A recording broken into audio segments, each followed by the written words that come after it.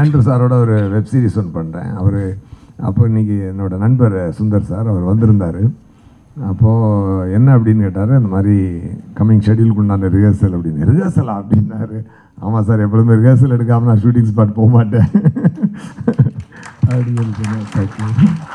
Thank you brother. Hi, hello, my name is Diksha. Actually நான் இப்போ கேட்க போகிறது வந்து நியூ படத்தை பற்றி. அந்த படம் ரிலீஸ் ஆனப்போ எனக்கு 2 வயசு. எங்கள் அம்மா வந்து அதுக்கப்புறம் நான் வளர்ந்ததுக்கப்புறம் சொன்னாங்க, இந்த மாதிரி நியூன்னு ஒரு படம் வந்திருக்கு, நீ எல்லாம் என்ன சயின்டிஃபிக் படம் பார்க்குறேன்னு சுற்றிட்டு இருக்கா, அதை போய் பாரு அப்படின்னு சொல்லிட்டு சொன்னாங்க சயின்ஸ் பற்றி. நான் பார்த்துட்டு வந்து அடுத்த நாள் ஸ்கூலில் சொன்னப்போ யாருமே நம்பல. 2004 அப்படி ஒரு சயின்ஸ் பேஸ்டு மூவி வந்துச்சு அப்படின்னு சொல்லிட்டு. ஸோ அது அந்த கான்செப்ட் எப்படி சார் யோசிச்சிங்க? அது ஒன்றும் ஒரு எல்லாமே ஸ்டார்டிங் பாயிண்ட் வந்து எங்கிட்டாவது ஒரு இன்ஸ்பயர் ஆகிற விஷயமாக தான் இருக்கும். அப்போ வந்து ஒரு பிக் அப்படின்னு ஒரு இங்கிலீஷ் படம் வந்துருந்தது. அதில் வந்து அப்போ சயின்ஸ் ஃபிக்ஷனாக இருக்காது. அது வந்து ஒரு ஒரு ஒரு வெயிட் பார்க்குற மிஷின் இருக்குது தெரியுமா. அதில் ஒரு காயின் போட்டால் முன்னையெல்லாம் அந்த வெயிட் வரும். இப்போ தான் வெயிட்டெல்லாம் யாரும் பார்க்கல, நம்ம மொபைல்லேயே பார்த்துக்கலாம், அந்த மாதிரி ஆகிடுச்சு இப்போ.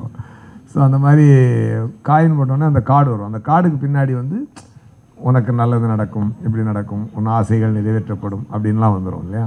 அந்த மாதிரி இந்த சின்ன பையன் போய் அந்த காயின் போடும்போது உன்னோட ஆசை உன்னுடைய எண்ணம் நிறைவேற்றப்படும் போது இவன் பெரிய ஆளாகணும்னு ஆசைப்படுவான், ஆகிடுவான் அப்படின்னு அந்த கதை பண்ணியிருப்பாங்க. அப்படி இல்லாமல் ஒரு சயின்டிஸ்ட் ஊசி போட்டு பெரிய ஆளான மாதிரி ஆக்கிக்கலாம் அப்படின்னு சொல்லிட்டு அதுலேருந்து அப்படியே ஸ்டார்ட் ஆகுது பண்ணுறது. ஹலோ சார், என் பேர் விநாயகா சார். இப்போது வந்து எல்லாருமே உங்களுக்கு புகழ்கிறாங்க, கரெக்டு தான்.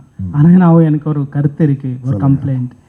உங்கள் மேலே நான் வந்து கேஸ் போட போகிறேன். ஏன்னா நீங்கள் வந்து ஆந்திராவிலே குஷி ஆடும் படம் ஒன்று எடுத்து நிறைய பசங்களை வந்து டைரக்டர் ஆகணும், ஆக்டர் ஆகணும்னு சொல்லிட்டு எல்லாருப்பையும் நீங்கள் மாற்றிட்டீங்க சார்.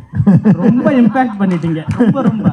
என்னையே பார்த்தீங்கன்னா இப்போ நான் அந்த பாக்டாலே ஸ்க்ரீன் பிளான் டைரக்ஷன் படிச்சுட்டு இருக்கேன். சரி, நான் ஒரு ஆந்திரா, எனக்கு தமிழ் தெரியாது, எதுவுமே தெரியாது. குஷி படம் நான் பார்க்கும்போது மேபி 15 or 16 இருக்கும். ரொம்ப இம்பேக்ட் பண்ணிச்சு, இன்னும் இம்பேக்ட் பண்ணிகிட்டே இருக்குது. தேங்க்யூ. அது வந்து அப்போ பவன் கல்யாணம் ஒரு ஸ்டேஜில் இருந்தாங்க. அந்த குஷி படத்து பிறகு அவருக்கு வந்து தொடர்ந்து 10 வருஷம் படம் ஹிட் ஆகலை. ஆனாலும் அவங்க ஃபாலோவர்ஸே இருக்காங்கன்னா because of your direction sir. அந்த படம் குஷி படம் உங்கள் டைரக்ஷன் மட்டும் நீங்கள் விட்டுறாதுங்க சார். பிகாஸ் அது வரணும், எங்கள் மாதிரி ஃப்ரெண்ட்ஸ்க்கு வந்து நிறைய இன்ஸ்பயர் பண்ணணும். கண்டிப்பாக இன்னும் பண்ணிட்டு இருங்க சார், ப்ளீஸ். கண்டிப்பாக பண்ணுற ஒரு படம் இருக்குது, பண்ணுறேன். Thank you sir, thank you. ஆக்டரா மட்டும் இல்லை, 12:30 ஆயிடுச்சுல்ல. ஆமாம், உங்களுக்கு ஷோ அடுத்து இப்போ ஷோ இப்போ இல்லை டைம் இருக்கு. Okay fine. வாய்ஸ் அடுத்த யா இங்கே இவர் லூஷா. Hello sir. Hi sir, I'm Surya. சொல்லுங்கள். அப்படியா? ஹலோ சூர்யா. சார், நீங்கள் நல்ல ஆக்டர், நல்ல டைரக்டர். அதை தாண்டி நீங்கள் நரேஷனில் கிங்குன்னு நிறைய பேர் சொல்லியிருக்காங்க சார். என்ன நரேஷனில் நீங்கள் தேங்க்யூ சார். எப்படி சார் அந்த எக்ஸ்ட்ராடினரி நரேஷனுக்கு ஏதாவது டிப்ஸ் எப்படி சார் பண்ணுறீங்க? அது நான் இந்த ஜிஎம் குமார் அப்படின்னு ஒரு டைரக்டர் சார் இருந்தார். அவர் அறுவடை நாள்னு ஒரு படம் எடுத்திருந்தார் ரொம்ப முன்னாடி. இப்போ ஆக்டர் ஆகிட்டார். நீங்கள் அந்த அவன் இவனில் எல்லாம் பண்ணியிருப்பார் இல்லையா. அவர் வந்து உண்மையாக சொல்லணும்னா உலகத்துக்கு தெரியாமல் போன ஒரு மணிரத்னம் சார். அவர் அதான் உண்மை. Very talented. அவர் லயலா காலேஜ் ஸ்டூடெண்ட்டு. ஒரு டிஎஸ்பியோட சன். அவர் ரொம்ப டேலண்டடான பர்சன். அவர் மரிய பூசா நாவல் அதெல்லாம் தான் படிப்பார். அவர் படிச்சுட்டு அவர் பயங்கரமாக கதை சொல்லுவார். ஸோ அந்த இனிஷியல் ஸ்டேஜில் அவர்கிட்ட கேட்கும்பொழுது நமக்கு சார் என்னென்ன அப்படியே அமேஸ்டாக பார்த்துக்கிட்டு இருந்தேன் அவர் கதை சொல்லும்பொழுது. அது வந்து எனக்கு கொஞ்சம் இன்ஸ்பிரேஷனாக இருந்தது. Thank you sir. As an actor நீங்கள் நரேஷன் கேட்கறது விரும்புவீங்களா, இல்லாட்டா ஸ்கிரிப்ட் படித்து டிசைட் பண்ணது? முதல்ல நரேஷன் கேட்டுருவேன், அப்புறம் தான் ஸ்கிரிப்ட். அடுத்த கேள்வி. Hello sir. Hello sir, Ajay. Hi sir. Sir, உங்களோட ஜேர்னியில் நான் கற்றுக்கிட்டதுன்னு நினச்சி சொல்கிறேன். அதாவது நீங்கள் டைரக்டராக இருக்கலாம், ஆக்டராக இருக்கலாம், எல்லாம் பண்ண நான் நினைக்கிறேன் நீங்கள் நினைக்கிறீங்க கதை தான் என்றைக்குமே ஹீரோ. அதை நம்மளால் எப்படி கொடுக்க முடியுமோ நம்ம கொடுப்போம், டைரக்டராகவோ ஆக்டராகவோ அப்படி. ஸோ ஒரு ஆக்டராக இருக்கும் போது உங்களுக்கு கதை நல்லா இல்லாத போது எப்படி நடிப்பீங்க?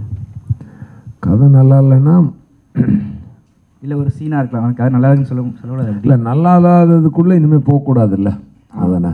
அது எனக்கு போகக்கூடாது, அவ்வளோதான். இப்போ ஒரு ப்ரொஃபஷனலாக நீங்கள் நடிக்கும் போது நான் அதனால தான் இப்போ ரீசெண்டாக உள்ள படங்கள் பாருங்கள், நான் தப்பான படங்களே இருக்காது. அது வந்து இறைவி ஆகட்டும், எல்லா அதுலேருந்து இப்போ வரைக்கும் மனசுக்கு கனெக்ட் ஆகாத படங்களை நான் பண்ணுறதே இல்லை.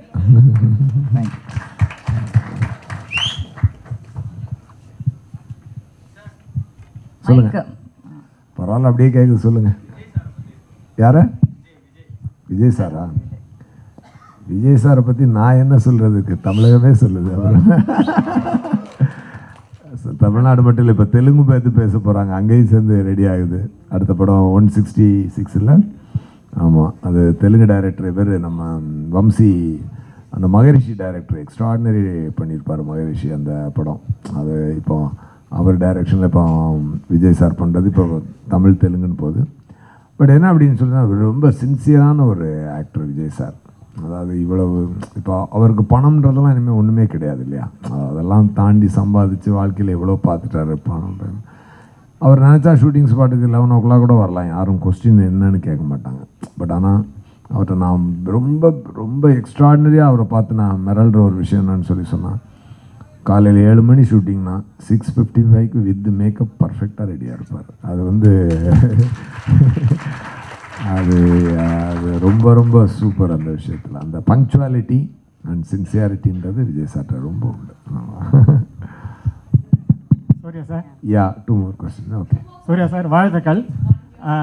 நீங்கள் நடிகர் டைரக்டரோட ஒரு நல்ல ஆரேட்டராகவும் எங்களுக்கு ரொம்ப நிறைய விஷயங்களை சொன்னீங்க. நிறைய dot and so many good matters. Moreover நம்ம குழந்தையிலேருந்து படித்த படிப்போ வகித்த பதவியோ தேடிய செல்வமோ இறுதி காலத்தில் கூட வரதில்லை. நம்ம செஞ்ச தர்மம் தான் நம்ம கூட வரும். கண்டிப்பாக இது பகவத்கீதையுடைய சாராம்சம்.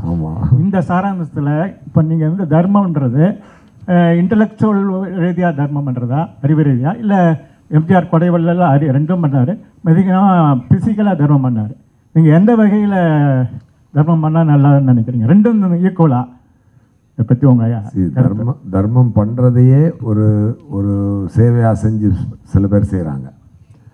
அது எல்லாராலையும் அது முடியாது. ஓகேயா? அப்படி இருக்கும் பட்சத்தில் நம்ம ஒன்று பண்ண முடியும், ரொம்ப பண்ணாட்டாலும் யாரோ ஒருத்தருக்கு ஒரு நல்லது பண்ணிவிடும் வாழ்க்கையில் போதும் அப்படின்னு நிறைய எல்லாரும் நல்லது பண்ண மாதிரி. ஹாய்ண்ணா, எனக்கு ஒரு கொஷின் தான், சிம்பிள் கொஷின். ஸோ ஆக்சுவலாக வந்து நீங்கள் ஆக்டராக வந்து மைக்கு கொஞ்சம் பக்கத்தில் வச்சுருந்தோம். ஆக்டராக வந்து ஸ்க்ரீன் ரைட்டிங்கு இது எல்லாமே வந்து எவ்வளோ இம்பார்ட்டன்ட்னு சொன்னீங்க. இப்போ வந்து நம்ம ஆக்டராக இருக்கிறப்போ வந்து பர்சனலாக வந்து ஸ்டேஜிங்கு, பிளாக்கிங் இது எல்லாமே வந்து தெரிஞ்சிருக்கிறது ரொம்ப இம்பார்ட்டன்ட் தான்.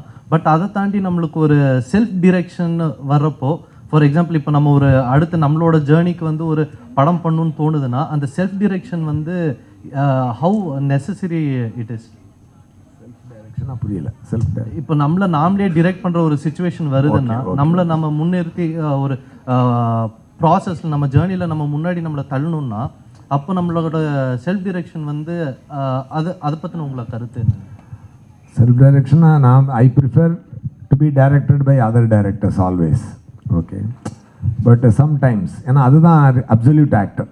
ஓகே, பட் சம்டைம் நீங்கள் சொல்ல மாதிரி நம்ம லெவலில் இன்னொரு இடத்துக்கு தூக்கிட்டு போகணும். இப்போ ஃபார் எக்ஸாம்பிள் அர்ஜுன் சார் வந்து முதல்ல ஜென்டில்மேன் நடித்தார், அது மிகப்பெரிய ஹிட் ஆச்சு. அது என்னென்னா அவ்வளோ பெரிய டைரக்டர் சங்கர் சார் அந்த காம்பினேஷனில் பண்ணும்போது அதுக்கப்புறம் அதே மாதிரி சக்ஸஸ் வர்றதில்லை. திருப்பி அதுக்கப்புறம் முதல் ஒன்றில் தான் அது வந்துச்சு, திருப்பி அந்த சங்கர் சாரோட தான் வந்துச்சு. ஓகேயா? அதே மாதிரி ரித்திக் ரோஷன் எடுத்திங்கன்னா அவங்க அப்பா ராகேஷ் ரோஷன் டைரக்ட் பண்ணி ஃபஸ்ட்டு படம் பெரிய ஹிட் ஆச்சு, அதுக்கப்புறம் ஒரு 10 படம் ஃப்ளாப்பு. அதுக்கப்புறம் அவங்க அப்பாவே இன்னொரு படம் பண்ணி தான் திருப்பி ஹிட்டு கொடுத்தாரு. நடுவில் ஒரு ஹம் ஹம் ஹம் அதாவது கபி குஷி கபி ஹம் கேத்ரிஜி ஒன்று வந்துச்சு, அது ஓரளவுக்கு. அந்த மாதிரி நல்ல டைரக்டர் கையில் சில நேரம் போனால் தான் நம்ம வாழ்க்கை அடுத்த இடத்துக்கு போகும். அது டிஃபால்ட்டாக என்கிட்ட எஸ்ஜே சூர்யா இருக்கிறதுனால எப்போ தேவையோ அவனை தூக்கி நான் யூஸ் பண்ணிக்குவேன்.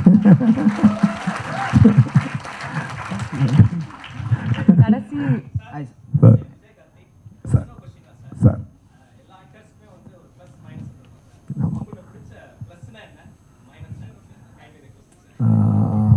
ப்ளஸ் என்ன சொல்கிறது, ப்ளஸ்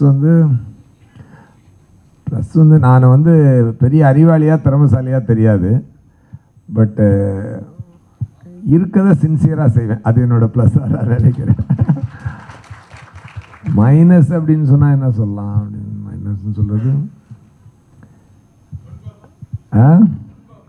அதெல்லாம் டிஃபால்ட்டு தானே தலைவா.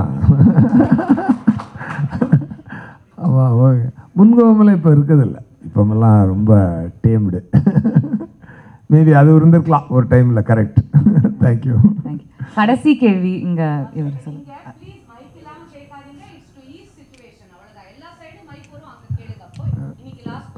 Okay sir. Hi sir. இப்போது நீங்கள் வந்து முன்னாடி இருந்தே, அதாவது சின்ன வயசுலேருந்தே சினிமா ஆஸ்பயர் ஆகிருக்கணுங்கிற அவசியம் கிடையாது. ஒரு 6 years old 10 years old அப்போலாம் அப்படி இருக்கணும்னு அவசியம் கிடையாது.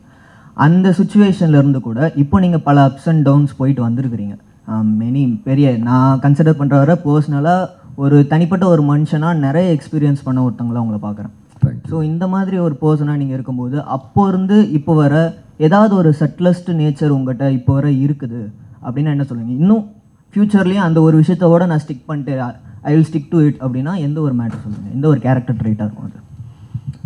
ஆசை படத்தில் நான் அசிஸ்டன்ட் டைரக்டர். அப்போது இது நிறைய இன்டர்வியூவில் சொல்லியிருக்கேன்னு நினைக்கிறேன். ரிப்பீட் மேட்ரு தான், இருந்தாலும் பரவாயில்ல சொல்கிறேன். அப்போது டெல்லியில் ஷூட்டிங். அந்த கம்பெனியில் வந்து கொஞ்சம் பட்ஜெட் இது இருந்துச்சு, ப்ராப்ளம் இருந்துச்சு. அதனால் ஒரு கோ டைரக்டர் மட்டும்தான் அலவுடு டெல்லி ஷெட்யூலுக்கு. அங்கே டெல்லி போயிட்டு அங்கேருந்து குழும நிலையில் போய் நடிக்கணும். சாரி படம். எனக்கு இந்த அவுட்டோர் ஷூட்டிங்கை கற்றுக்கணும்.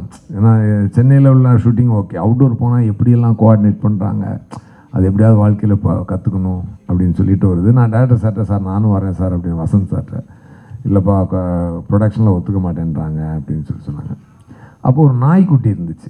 அந்த நாய்க்குட்டியும் டெல்லிக்கு போகணும். அப்போ ஒரு செட் அசிஸ்டண்ட் ஒருத்தர் வந்து அலவுடு அந்த நாயை தூக்கிட்டு போகிறதுக்கு. அப்போ நான் சொன்னேன், அந்த நாய்க்குட்டியை நானே தூக்கிட்டு வந்துடுறேன் சார் அப்படின்னு சொல்லிட்டு நான் போயிட்டேன். எனக்கு டெல்லி போகணும். அது எப்படி போனால் என்ன, நாய்க்குட்டி தூக்கிட்டு போயிடுவோம். அது இப்போ வரைக்கும் இருக்குது. இப்போ வரைக்கும் என்னன்றதை இந்த கொஸ்டினை ஞாபகம் வச்சுக்கோங்க. இன்னொரு 1 year கழிச்சு இதை எக்ஸ்பிளைன் பண்ணுற ஒரு சுச்சுவேஷனாக இப்போ நான் பண்ணுறேன். ஓகே, ஒரு ஸ்மால் ரிக்வெஸ்ட், யாரும் ஏந்திருக்காதீங்க, கொஞ்சம் அங்கேயே இருங்க. I will see if they ஏந்திருக்கூடாது. would you be okay? நாங்கள் ஒரு குரூப் ஃபோட்டோ நீங்கள் நடுவில் தயவுசெய்து ஏந்திருக்காதீங்க. 1 second. ஃபெஸ்டிவலும் நார்மல் ஸ்க்ரீனிங்கும் ஒரு குட்டி டிஃப்ரென்ஸ் இருக்குது. we know main stream will get more but let's have that control because இல்லாட்டா ஹோல் ஃபெஸ்டிவலுக்கு ப்ராப்ளம் இருக்கும். உள்ள சண்டேலாம் ஆச்சுன்னா அது அப்புறம் நமக்கு இங்கே தியேட்டரில் பண்ணுறது கஷ்டமாக இருக்கும். Sir thank you so much. ஐயோ thank you. And can we have you here? Yeah நான் வந்துடுறேன். ஸ்டில் எடுக்கிறேன், இங்கே வந்துருங்க, அவ்வளோதானே. அவர் அதான் சொல்லிட்டேன், அவர் வருவார். நீங்கள் 2 பேரும் கொஞ்சம் நடுவில் போயிருங்க. ஆடியன்ஸ் ப்ளீஸ் வராதிங்க அங்கே ப்ளீஸ். ஏன்னா ஏதாவது